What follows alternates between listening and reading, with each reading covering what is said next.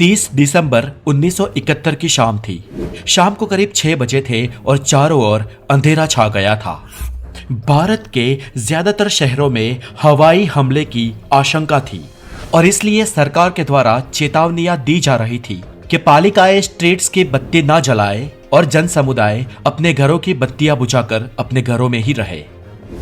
1971 का ये साल इतिहास में स्वर्ण अक्षरों में दर्ज है, क्योंकि इस साल भारत के शानदार सैन्य, इसके साथ ही देश के एक अटूट राजनैतिक नेतृत्व और मॉस्को से मिले मजबूत राजकीय समर्थन से भारत ने पाकिस्तान पर एक प्रसिद्ध जीत हासिल की थी। उस वक्त रूस ने जो किया उसके खेल बहुत ही कम जगह पर ही प्रसिद्ध हुए हैं, जिसने भारत पर होने वाले एक संयुक्त ब्रिटिश अमेरिकन हमले को रोकने में कामयाबी हासिल की थी। और आज आप इस वीडियो में रशिया के उस प्रसिद्ध खेलों के बारे में जानोगे और साथ ही साल 71 की भारत की असली निडरता के बारे में भी जानोगे और ये भी जानोगे कि ब्रिटेन और अमेरिका ने कैसे हमारी नाकाबंदी की थी और कैसे हमने ना सिर्फ उसे तोड़ा बल्कि तोड़ फोड़ के तहस नहस कर दिया था। तो दोस्तों, इस अविश्वसनीय जानकारी को सुनने के लिए बने रहे द नॉलेज के साथ, और अगर आप हमारे चैनल पर नए हैं तो इसे सब्सक्राइब करके बेल आइकन जरूर बजा दें। साल 1971 का युद्ध पाकिस्तान के लिए इतना अच्छा नहीं चल रहा था, क्योंकि भारत ने पूर्व पाकिस्तान को यानी कि आज के बांग्लादेश को कवच दे रखा था। भारतीय वायुसेना ने पाकिस्तानी वायुसेना को भी उप महाद्वीप के आसमान में शिकस्त दी थी और इस स्थिति में भारतीय सेना और वायुसेना के लगातार हमले से पाकिस्तानी सेना का मनोबल टूट गया था और वो पतन के कगार पर थे। साल 1971 को युद्ध के दृष्टिकोण से आधुनिक भारत का सबसे बेहतरीन समय माना जाता है। भारतीय सेना, वायुसेना और नौसेना की सुव्यवस्थित व्यवस्था, मजबूत राजनैतिक नेतृत्व और भारत के लिए की गई कुछ अंतर्राष्ट्रीय पैरवियों ने इस प्रसिद्ध युद्ध में हमें महान जीत हासिल करवाई थी, जिसमें लगभग 1 लाख पाकिस्तानी सैनिकों ने भारत की उग्र सेना के सामने लिखित आत्मसमर्पण किया था। हालांकि दोस्तों, ये सब मॉस्को की मदद के बिना हमारे लिए मुश्किल हो सकता था। ये युद्ध दरअसल था तो भारत और पाकिस्तान के बीच, लेकिन इसमें कई सारे देश पीछे से बैकग्राउंड में डायरेक्ट या इनडायरेक्ट इन्वॉल्व थे। अमेरिका, चीन और ब्रिटेन ने पाकिस्तान को नैतिक और सैन्य समर्थन प्रदान किया था और इंडोनेशिया ने तो पाकिस्तानी नौसेना की तरफ से लड़ने के लिए कम से कम एक नौसैनिक पोत भेजा था। हालांकि इसके बाद इस सब परिस्थिति में रूस का प्रवेश होता है, जिसके प्रवेश ने इन सब को विफल साबित कर दिया था। 10 दिसंबर की बात है दोस्तों, जब अमेरिकी राष्ट्रपति रिचर्ड निक्सन और उनके चालाक सलाहकार हेनरी किसिंजर इस युद्ध में भारत को रोकने के दावे कर रहे थे। इन दोनों ने मिलकर अपना 7वां बेड़ा युद्ध क्षेत्र में घुसाया था और अमेरिका ने अपने युद्ध बेड़े को टोकिन की खाड़ी में तैनात किया था और जिसका नेतृत्व 75,000 टन परमाणु ऊर्जा से संचालित विमान वाहक एयरक्राफ्ट यूएसएस एंटरप्राइज ने किया था, जिसमें 70 से ज्यादा लड़ाकू बम वर्षक थे। अब दोस्तों, स्थिति ये थी कि भारतीय शहरों और इस अमेरिकी जहाजों के बीच भारतीय नौसेना का पूर्वी बेड़ा 20,000 टन के विमान वाहक पोत के नेतृत्व में खड़ा था और हमारे विक्रांत के पास करीब 20 लड़ाकू विमान थे। दोस्तों, ये सब चल ही रहा था कि इस बीच रशियन इंटेलिजेंस ने भारत के नेतृत्व को बताया कि ईगल नाम का एक ब्रिटिश नौसैनिक समूह भारत के क्षेत्रीय जल के करीब चला आ रहा है। यह शायद आधुनिक इतिहास की सबसे विडंबनापूर्व घटनाओं में से एक थी, जहां पश्चिमी दुनिया के 2 प्रमुख लोकतांत्रिक देश अपराधियों की रक्षा के लिए दुनिया के सबसे बड़े लोकतंत्र भारत को खतरे में डालने जा रहे थे। हालांकि इन सब से भारत घबराया नहीं था। भारत ने इस सब के बीच चुपचाप मॉस्को को इंडो सोवियत सिक्योरिटी ट्रिनिटी के एक गुप्त प्रावधान को सक्रिय करने का अनुरोध किया, जिसके तहत रूस किसी भी बाहरी आक्रमण के खिलाफ भारत के साथ कंधे से कंधा मिलाकर लड़ने के लिए कटिबद्ध था। ब्रिटिश और अमेरिकियों ने भारत को डराने और रोकने के लिए उस वक्त बहुत बड़ी योजना बनाई थी। अरब सागर में ब्रिटिश जहाज भारत के पश्चिमी तट को निशाना बनाने वाले थे और अमेरिका पूर्व में बंगाल की खाड़ी में।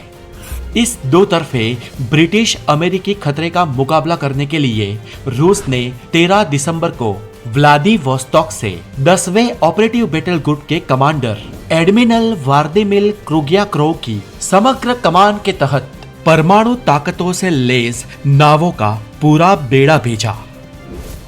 रूस के इस बेड़े में बहुत अच्छी संख्या में परमाणु जहाज और परमाणु पनडुब्बियां शामिल थी, लेकिन उसकी मिसाइल की रेंज सीमित सीमा यानी कि 300 किलोमीटर से कम थी और इसलिए ब्रिटिश और अमेरिकी बेड़े का प्रभावी ढंग से मुकाबला करने के लिए रूसी कमांडरों ने उन्हें अपने लक्ष्य के भीतर आने देने का जोखिम उठाया था और ये पूरा काम रूसी सैनिकों ने पूरी सटीकता से किया था।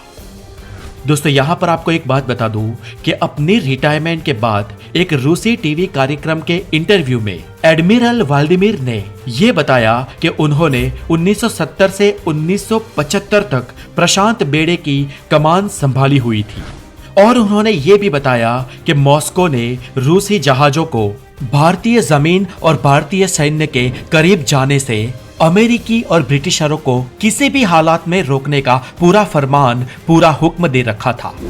एडमिरल क्रुग्याकोव ने कहा कि मुख्य कमांडर का आदेश था कि हमें अपनी सबमरीन समुद्र के भीतर रखनी है और जब अमेरिकी दिखाई दे तब हमें हमारी पनडुब्बियां सतह के ऊपर लानी है। हमने ठीक ऐसा ही किया और जब हमारी पनडुब्बियां उनके सामने आ गई तो उन्होंने हमें पहचान लिया। अब अमेरिकी नौसेना के रास्ते में उनके सामने जहाज रोधी मिसाइलों से लैस सोवियत क्रूजर, डिस्ट्रॉयर्स और परमाणु पनडुब्बियां खड़ी थी। हमने उन्हें घेर लिया था और एंटरप्राइज में हमारी मिसाइलें प्रशिक्षित करी थी। वो लोग अब पूरी तरह से ब्लॉक हो चुके थे। इस मौके पर रूसियों ने ब्रिटिश वाहक युद्ध समूह के कमांडर एडमिरल डीमन गार्डन और अमेरिकी 7वें बेड़े के कमांडर की बातचीत रिकॉर्ड की थी, जिनमें कहा गया था कि सर बहुत ही देर हो चुकी है, यहाँ पर रूसी परमाणु पनडुब्बियां है और युद्धपोतों का एक बड़ा संग्रह है। रूसियों की भारत के लिए ये तैयारियां देखकर ब्रिटिश जहाज मेडागास्कर की ओर भाग गए, जबकि बड़े अमेरिकी टास्क फोर्स बंगाल की खाड़ी में प्रवेश करने से पहले ही रुक गए। इस रूसी युद्धाभ्यास ने स्पष्ट रूप से इस यूके यूएस गठबंधन और भारत के बीच के टकराव को रोकने में अहम और प्रत्यक्ष भूमिका अदा की थी। इसके बाद मिले नई पुष्टियां और नए दस्तावेजों से यह पता चलता है कि इन सब के बीच भारत के प्रधानमंत्री बांग्लादेश को मुक्त कराने की अपनी योजना में आगे बढ़ी और इस बात को तो बिल्कुल ही नजरअंदाज कर दिया कि अमेरिकियों ने भारत को रोकने के लिए 3 बटालियनों को स्टैंड बाय पोजीशन पर रखा था और अमेरिकी विमान वाहक यूएसएस एंटरप्राइज ने भारतीय सेना को निशाना बनाने का आदेश दिया है। दोस्तों, भारत के विदेश मंत्रालय के द्वारा तैयार किए एक 6 पन्नों के नोट के अनुसार एंटरप्राइज पर शामिल बम वर्षकों के पास जरूरत पड़ने पर भारतीय सेना के संचार पर बमबारी करने का अमेरिकी राष्ट्रपति द्वारा दिया गया अधिकार था।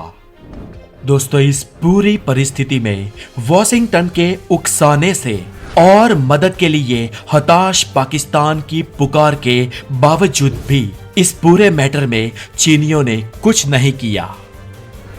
अमेरिकी राजनयिक दस्तावेजों से ये बात पता चलती है कि तब के तत्काल प्रधानमंत्री इंदिरा गांधी को यह पता था कि सोवियत संघ ने इस मामले में चीनी हस्तक्षेप की संभावना पर विचार किया था और जरूरत पड़ने पर रूस भारत को हवाई सहायता भी उपलब्ध करवाता। तो दोस्तों, इस प्रकार भारतीय सेना ने दुनिया में एक नए मुल्क को आजाद करवाया और 1971 का वो युद्ध भारत के इतिहास में स्वर्ण अक्षरों में दर्ज है और हमेशा रहेगा। तो दोस्तों, आज के लिए इतना ही।